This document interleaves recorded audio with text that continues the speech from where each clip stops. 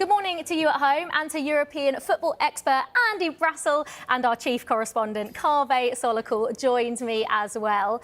Just to start then here on Good Morning Transfers, some breaking news to bring you, and that is that Bournemouth have completed the signing of Amin Adli from Bayer Leverkusen for £25 million.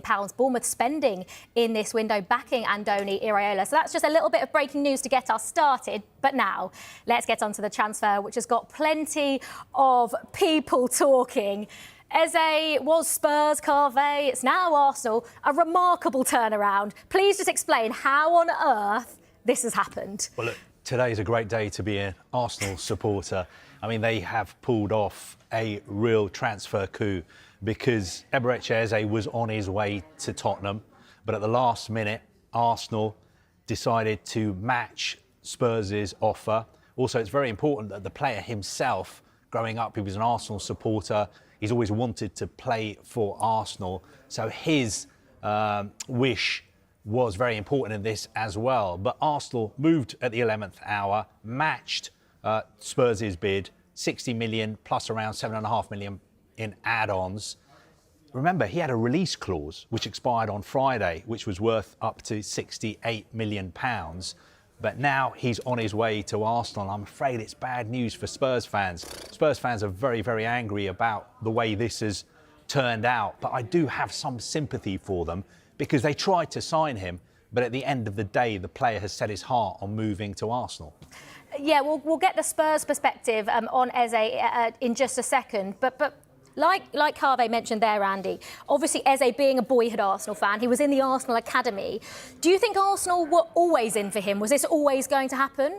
Well, I guess it seems like Spurs might have been used a little bit in this. I think that always feels like that in this case. I mean, I can understand why the fans are upset, but what really more could they have done? You know, they get it done sooner. Well, they agreed a fee, and if the player wants to drag his feet and see what else is happening, look, we're sitting here talking, and there's 10 days left.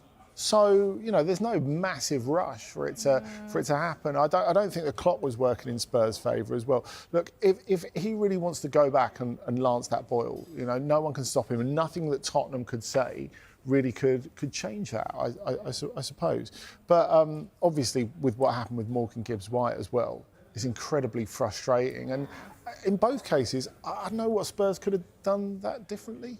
Do you not think they could have got it done? Because they've known since James Maddison's injury, which was before the season even started, that they needed a number 10 with Kulusevski out as well. Why has it taken them this long to get a number 10 over the line? Well, I guess it's a lot to piece together. Yeah. I guess the fact is that Eze is not one in a million, but he's one in several 100,000, I think it's fair to say. Because, you know, if you're looking for someone who's played a couple of hundred Premier League games, who's got that experience, who's an England player, who you know can do it in the Premier League, I mean, it's really difficult to go out and get someone else like that.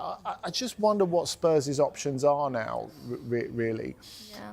If you're looking at Europe, because there aren't a whole lot of number 10s out there, I wonder if it's worth a little go for Brahim Diaz. Because the latest news from Madrid is it looks like Rodrigo is not going anywhere. Xabi Alonso would like to keep him, and the offers aren't really out there at the moment.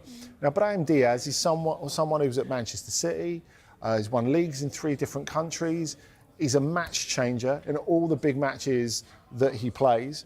26 and can't get in the Real Madrid 11. Yeah. I mean, to me, that looks like a bit of Spurs. Yeah. I wonder if they'll miss out on him as well. Maybe not. Maybe not. And Arsenal fans were sort of crying out for Arsenal to make a move for him. But when you looked at how much business Arsenal had already done this summer, you could make a case for the fact that, look, they need to sell before they sign somebody else. The really interesting question for me is this move just motivated by the fact that Kai Havertz picked up this injury on Sunday at Old Trafford? Is that why they've moved at the 11th hour? Or have they been really, really smart and they have done what a lot of big clubs do now, which is not get involved in a bidding war for Eze? So what they did is they were aware of the situation regarding Eze. They always knew that ultimately he would choose Arsenal if he had a choice. So what they did is just took a back seat, said, let Spurs get on with it. let them negotiate with Steve Parish, let them hammer out a deal, and once a deal is agreed, at the 11th hour, we will pick up the phone, get in touch with Crystal Palace and say, we will match what Spurs have agreed and the player wants to come to us. So they wouldn't get involved in a bidding war. I'm not sure exactly what happened, but I think it's a bit of both. I think they always were interested in making a move for Eze, but obviously this injury to Kai Havertz has forced their hand a little bit. Do you agree with that, Andy? Yeah, I think Spurs advancing and agreeing the deal has given Arsenal the little nudge that they needed.